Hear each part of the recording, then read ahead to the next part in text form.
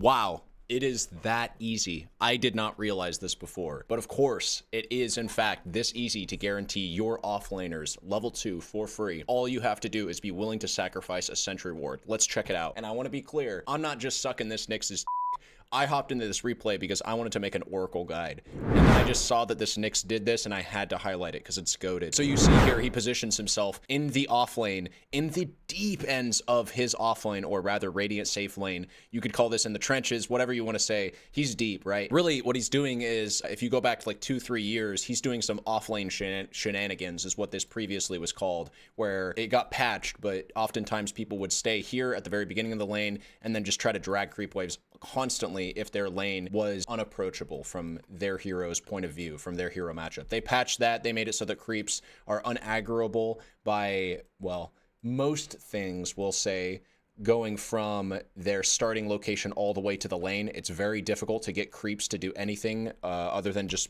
by naturally body blocking them. But look at what this Nyx does. He places a sentry in range of where the creeps will naturally grant vision to when they walk by, and just watch what happens when they see this sentry ward. They actually start attacking it.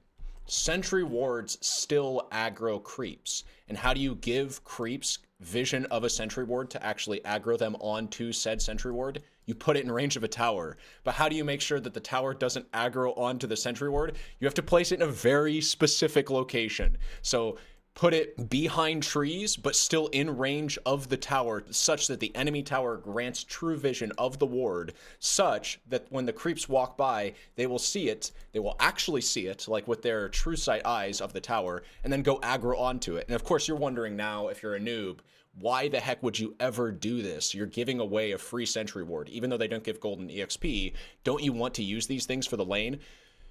Well, we are using it for the lane. We're using it to keep the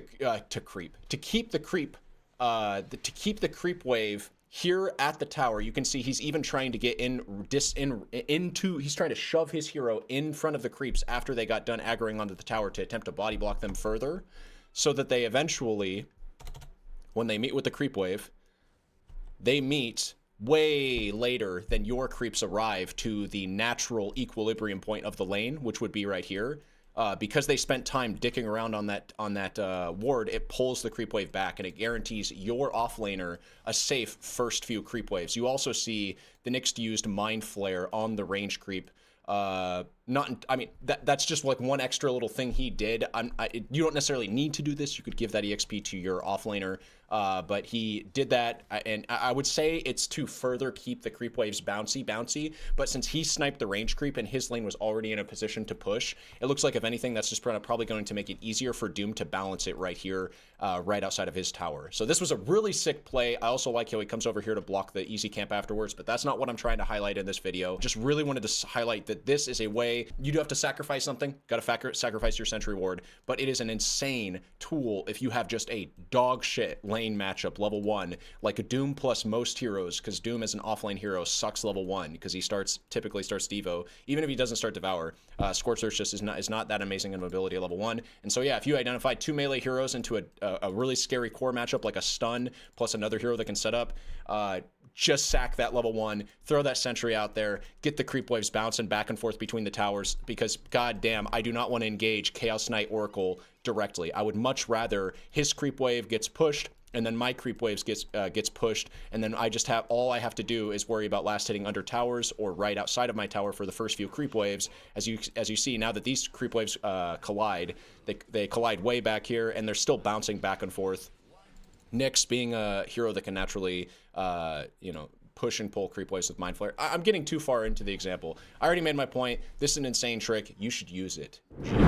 Yeah, this was actually what tipped me off to this play to begin with. Oracle came over here and placed a sentry here, and I just didn't understand what they were doing. I think the way, if you're playing 5 to counter this, is to just, and it's kind of weird to say this, but you have to just body this area at the beginning of the game. You have to just recognize that if the enemy has some very dog 4 and 5 lineup, like double melee, into your stun plus ranged hero lineup, that they're probably going to try to do something like this, and that you need to protect the creep wave coming out.